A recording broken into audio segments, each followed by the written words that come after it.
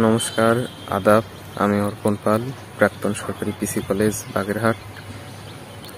2023-24 শিক্ষাবর্ষে কৃষিগুচ্ছ ভর্তি পরীক্ষায় 2876 পজিশন অর্জন করে পটুয়াখালী বিজ্ঞান ও প্রযুক্তি বিশ্ববিদ্যালয়ে এগ্রিকালচারে পড়ার সুযোগ পেয়েছি।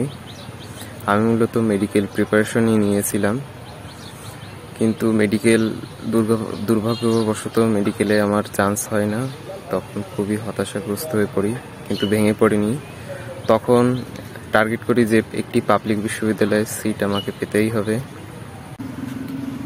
পরম করুণাময় সৃষ্টিকর্তার কৃপায় আমি পটুয়াখালী বিজ্ঞান ও প্রযুক্তি বিশ্ববিদ্যালয়ে এগ্রিকালচার পড়ার সুযোগ পাই।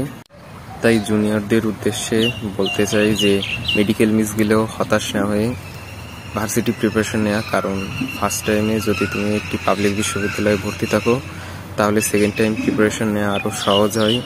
মেডিকেল প্রিপারেশন নিয়েছে তাদের জন্য কেমিস্ট্রি এবং বায়োলজিতে ভালো প্রিপারেশন থাকলেও ম্যাথ এবং ফিজিক্সে কিছুটা সমস্যা হয়।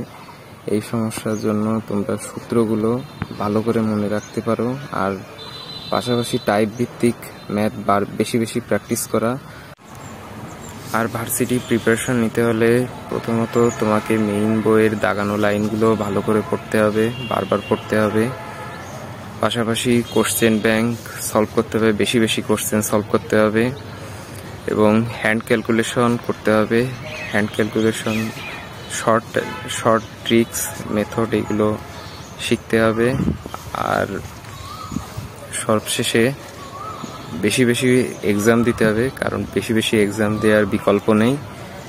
এক্সামের মাধ্যমেই তুমি তোমাকে যাচাই করতে পারবে তোমার প্রিপারেশন কেমন হয়েছে, কত দূর কি পড়া হয়েছে, কোথায় গ্যাপ আছে, এগুলো বের করতে হবে। সবশেষে বলতে চাই যে তোমাদেরকে আত্মবিশ্বাস রাখতে হবে, ধৈর্য হারালে চলবে না, এবং ঈশ্বরের কাছে বেশি বেশি করে প্রার্থনা করতে হবে। আসন্ন 2024-25 শিক্ষাবর্ষের কৃষিগুচ্ছ ভর্তি পরীক্ষা এই 12 এপ্রিল অনুষ্ঠিত হতে যাচ্ছে। তোমাদের সবার জন্য শুভকামনা।